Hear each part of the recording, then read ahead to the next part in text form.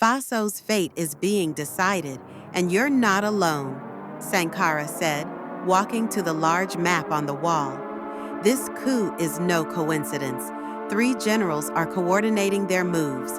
French intelligence is backing them, and it's all to stop the agreement you're supposed to sign tomorrow. What agreement? Traoré asked, confused. I've been hiding for 15 years, Sankara said, turning to face the people. But tonight, Burkina Faso's future is at stake. This isn't the time to hide. It's the time to unite. People poured into the streets.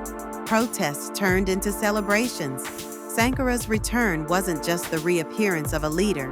It became the symbol of Africa's awakening. The shock didn't stop there.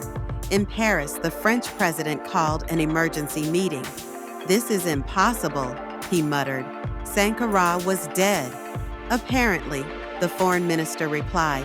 "Killing African leaders isn't as easy as we thought."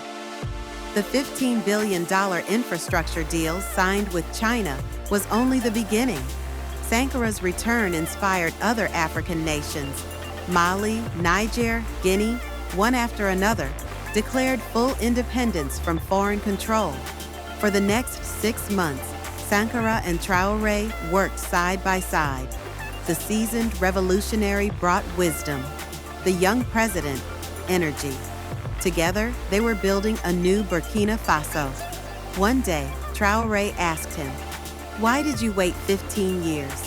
Sankara looked out the window at a free nation. Because when a leader dies, he becomes a legend. But legends return when their people need them most.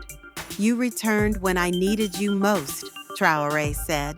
"No," Sankara smiled. "I returned when Africa needed me most." But Sankara's return was just the beginning. Within months, leaders long thought dead began to reappear.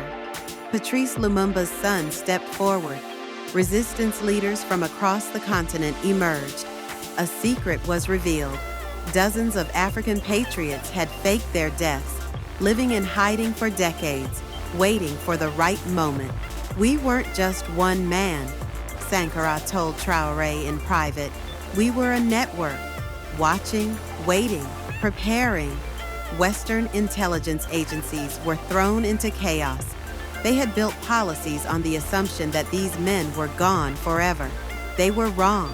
The African Renaissance had not just begun. It had been quietly planned for years. Sankara and Traoré's alliance became a symbol of continental unity. The man who was supposed to be dead had returned and changed the fate of Africa. Because sometimes hope comes from the grave, and sometimes it takes a legend's return to awaken a sleeping continent. In Burkina Faso's National Museum now sits the gun Traoré once considered using to end his life. The plaque reads, "Salvation comes just when you're about to give up hope." In the very office where one man nearly gave up, 2 now plan Africa's brightest future. But that night wasn't over. "The $15 billion deal with China," Sankara said. "It will free Burkina Faso from foreign dependence. That's why they're trying to stop you." Traoré's eyes widened. "Only 3 people knew about that agreement. How do you—" "Because I've been waiting 15 years for this moment," Sankara said, smiling. He placed a thick file on the desk. Inside are the coup general's full plans. Troop movements, French coordination points, even the disinformation campaign against you. "How did you get this?" "One benefit of being dead for 15 years," Sankara replied, "is that no one sees you. I lived among them, driver, janitor, cook.